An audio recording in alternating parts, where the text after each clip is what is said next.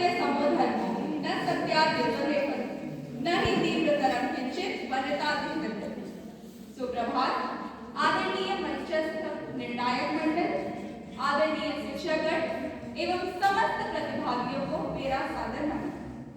आज की इस प्रतियोगिता के विचाराधीन शीर्षक पर अपने विचार व्यक्त करने हेतु आपके समक्ष प्रस्तुत महोदया, सत्यमेव जयते प्राचीन हिंदू ग्रंथ मुंडक उपनिषद के एक सूत्र 3.1.6 सत्यमेव जयते नानृतं सत्येन पंथा विततो देवयानम् येनाक्रमन्त ऋषयो ह्याप्यताम् यत् तत्सत्यस्य परम निधानम् का एक अर्थ है, जिसका शाब्दिक अर्थ है सत्य की ही विजय होती है। इस वाक्यांश को भारत की स्वतंत्रता प्राप्ति के पश्चात 26 जनवरी 1950 को भारत के आदर्श वाक्य के रूप में अपनाया है, जिसका श्रेय महामना मदन मोहन मालवीय जी को जाता। सत्य असत्य सभ्यता के आरंभ से धर्म एवं दर्शन के केंद्र बिंदु बने हैं, जिसमें सदैव सत्य की विजय का ही शंखनाद हुआ। राष्ट्रपिता महात्मा गांधी, जिन्हें सत्य का सबसे बड़ा व्यवहारवादी उपासक माना जाता है, उन्होंने कहा था कि सत्य ही ईश्वर है और ईश्वर ही सत्य है एवं भक्ति के योग की त्रिवेणी। महोदया, उपनिषदों का कथन लौकिक एवं आध्यात्मिक दोनों स्तरों पर लागू होता।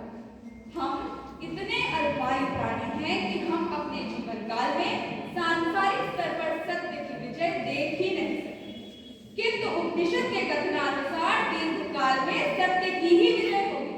निस्संदेह इसे सिद्ध या असिद्ध करने का कोई विकल्प नहीं। विष न होता तो अमृत की महानता कैसे जानी जाती?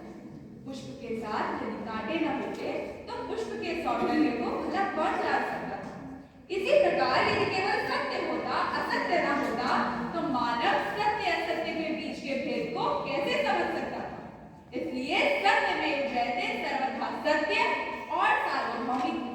किंतु दुर्भाग्य से महोदया, सत्य क्या है और विजय क्या है, इन दोनों संदर्भ में हमारी धारणा इतनी अधिक व्यक्तिपरक और विषम है कि हम अक्सर सत्य की सुंदरता और विजय के वास्तविक फल को समझ ही नहीं पाते। किंतु यह समझना आवश्यक है कि मन में मिथ्या रखना पाप है। सत्य से भरा हृदय प्राप्त करना ही असली जागरूकता है, जो सत्य में जयते को और भी सार्थक बनाती है। भगत हीन नर सोहई कैसा, बिनु जग बारिद देखिए जैसा। सत्य रहित मानव कैसा है?